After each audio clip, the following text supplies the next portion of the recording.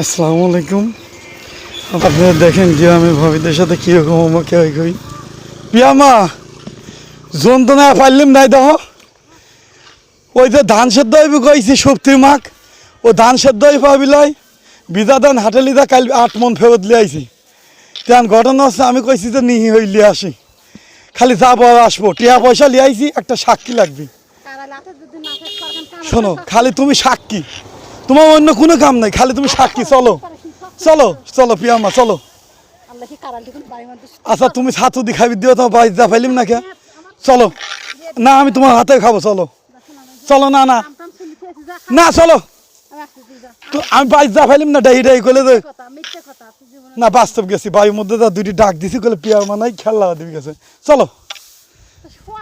আমি তোমার হাতে তো ছাড়া খাবো লাই তো পাগল নাকি আমি কামি হইতো না দাও কাল দাও চলো দাও চলো এটা আমি লাগিয়ে দিছি।